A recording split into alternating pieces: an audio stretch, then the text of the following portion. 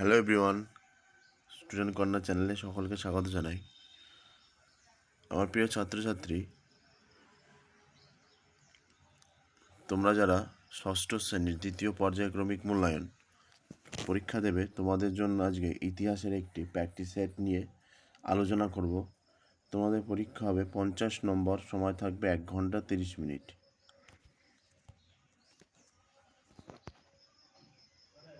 আর যে প্রশ্নগুলি আলোচনা করব এগুলি খুবই গুরুত্বপূর্ণ, তাই প্রশ্নগুলি এখন থেকে রেডি করে রাখো। আশা করি এখান থেকে 100% কমন পেয়ে যাবে। 1 নম্বর দাগে আছে, দেখো, সঠিক উত্তর নির্বাচন করো যে কোনো 10টি, প্রত্যেকটি প্রশ্নের মান 1 করে। প্রথম প্রশ্ন, আদি বৈদিক যুগের ইতিহাস জানার প্রধান উপাদান হলো ঋগ্বেদ। পরের প্রশ্ন, 10 রাজার যুদ্ধে জয়ী হন সুদাস। পরের প্রশ্ন, মগধের রাজধানী ছিল পাটলিপুত্র। পরের প্রশ্ন, বৌদ্ধদের ধর্মগ্রন্থের নাম কি? ত্রিপিটক। পরের প্রশ্ন, জনপদ শব্দটি এসেছে জন থেকে। পরের প্রশ্ন, প্রাচীন ভারতের 16টি মহাজনপদের মধ্যে শ্রেষ্ঠ হল মগধ। পরের প্রশ্ন, মৌর্য বংশের শ্রেষ্ঠ সম্রাট ছিলেন অশোক। পরের প্রশ্ন, মেগালিথ বলা হয় পাথরের সমাধি। পরের প্রশ্ন, বিদ শব্দের মানে কি? জ্ঞান। পরের প্রশ্ন, পার্শ্বনাথ ছিলেন জৈন তীর্থঙ্কর। এলাহাবাদ প্রশস্তি রচনা করেন কে? হরিসেন। এবার 2 নম্বর দাগে যে কোনো একটি বাক্যে উত্তর দাও, যে কোনো 10টি। প্রথম প্রশ্ন, বেদাঙ্গ কয়টি? 6টি। পরের প্রশ্ন, কোন বেদে জাদুমন্ত্রের সংকলন আছে? অথর্ববেদ। পরের প্রশ্ন, সংস্কৃত ভাষা কোন ভাষা পরিবারে অন্তর্ভুক্ত? ইন্দো ইউরোপীয় ভাষা পরিবারে অন্তর্ভুক্ত। বেদকে কেন শ্রুতি বলা হয়? বেদ শুনে শুনে মনে রাখা হতো বলে বেদকে শ্রুতি বলা হয়। একটি গণরাজ্যের নাম হলো বৃজ্যি। দক্ষিণ ভারতের একমাত্র মহাজনপদ অসমক। মৌর্য সাম্রাজ্যকে প্রতিষ্ঠা করে চন্দ্রগুপ্ত মৌর্য। সকলোত্তর পথনাথ কাকে বলা হয়? হর্ষবর্ধন। কত সালে অশোক স্তম্ভটি জাতীয় প্রতীক হিসাবে গ্রহণ করা হয়েছে? 1950 সালে 26শে জানুয়ারি।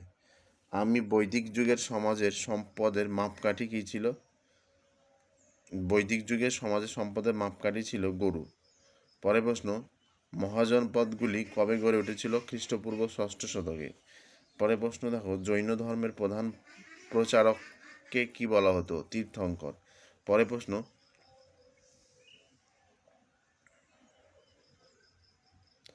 গৌতম বুদ্ধের প্রচারিত ধর্মের নাম কি? এই প্রশ্নের উত্তর কি হবে তোমরা কমেন্ট করে জানাও। এবার দেখো 3 নম্বর দাগে যে কোনো 4টে প্রশ্নের উত্তর দাও, প্রত্যেকটির মান 2 করে। প্রথম প্রশ্ন, সপ্ত সিন্ধু অঞ্চল বলতে কি বোঝায়? উত্তর দেখে নাও। আদি বৈদিক যুগের অধিবাসী বা আর্যদের বাসভূমি ছিল সপ্ত সিন্ধু অঞ্চল। সপ্ত সিন্ধু বলতে বোঝায় 7টি নদীর তীরবর্তী এলাকা। 7টি নদী হলো সিন্ধু, সরস্বতী ও পাঞ্জাবের 5টি নদী বিতস্তা, চন্দ্রভাগা, শতদ্রু, ইরাবতী ও বিপাশা। বর্তমান পাকিস্তান ও আফগানিস্তানের উত্তর পশ্চিম সীমান্তের সঙ্গে আদি বৈদিক যুগের মানুষের পরিচয় ছিল। পরের প্রশ্ন দেখো, সভা ও সমিতি কি? পরবর্তী বৈদিক যুগের সমাজের বয়স্ক ও অভিজ্ঞ ব্যক্তিদের নিয়ে গঠিত পরামর্শ পরিষদ ছিল সভা, আর সাধারণ মানুষদের নিয়ে তৈরি হতো সমিতি। পরের প্রশ্ন, ধর্মচক্র প্রবর্তন কি? ধর্মচক্র প্রবর্তন হচ্ছে গৌতম গয়ার কাছে একটি পিপল গাছের নিচে বোধি লাভ করেন। এখান থেকে তিনি বারাণসীর কাছে সারনাথে যান। সারনাথে তিনি তার 5 জন সঙ্গীর কাছে বৌদ্ধ ধর্মের উপদেশ দেন। এই ঘটনাটি ইতিহাসে ধর্মচক্র প্রবর্তন নামে পরিচিত। পরের প্রশ্ন, জৈন ধর্মের ত্রিরত্ন বলতে কী বোঝায়? সৎ বিশ্বাস, সৎ জ্ঞান, সৎ আচরণ, এই 3টিকে একত্রে জৈন ধর্মে ত্রিরত্ন বলে। পরের প্রশ্ন, সিইউকি কার লেখা ও শিলাদিত্য উপাধি কার ছিল? সিইউকি হচ্ছে সুয়ানজাং আর উপাধি ছিল হর্ষবর্ধনের, শিলাদিত্য। পরের প্রশ্ন, যে কোনো 4টে প্রশ্নের উত্তর দাও, প্রত্যেকটির মান 3 করে।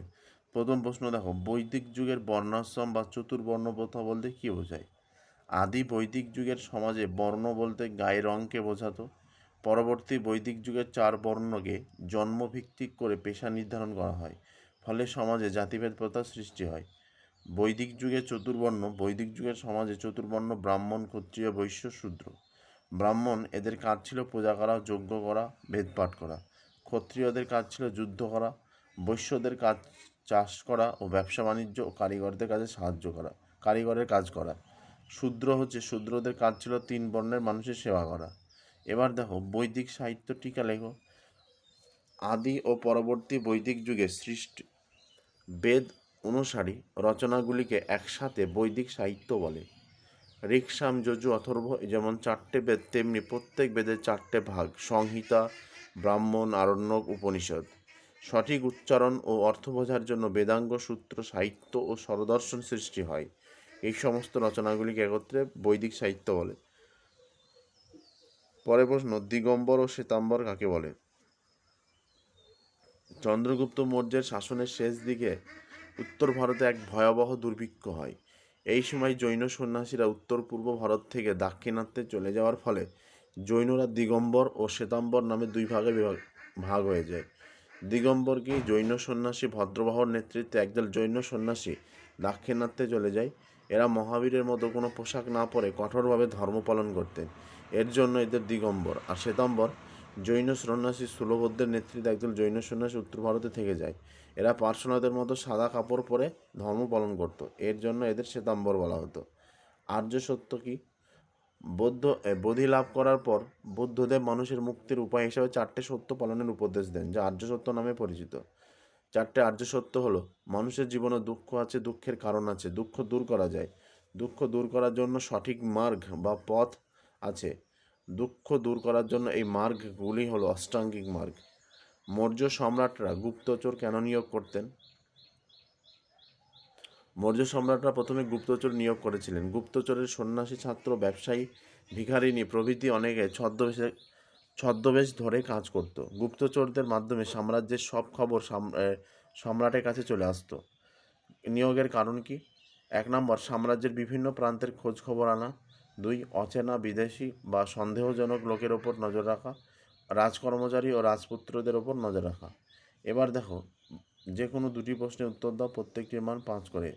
প্রথম প্রশ্ন, বৈদিক যুগে নারীদের অবস্থা বর্ণনা দাও। ভেরি ভেরি ইম্পর্টেন্ট, দেখে নাও প্রশ্নটি, উত্তরটি দেখে নাও ভালো করে।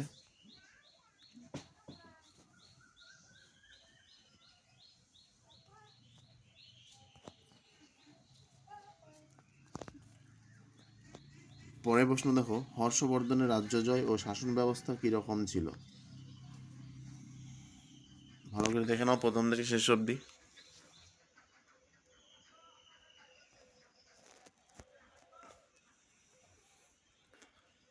পরের প্রশ্ন দেখো, মৌর্য সাম্রাজ্যের পতনের কারণগুলি আলোচনা করো। যে 3টে প্রশ্ন মান 5-এর, এই 3টে খুবই গুরুত্বপূর্ণ প্রশ্ন, তাই প্রশ্নগুলি প্রথম থেকে শেষ অবধি দেখে নাও, আর পারলে খাতায় লিখে নাও। আশা করি এখান থেকে 100% কমন পেয়ে যাবে।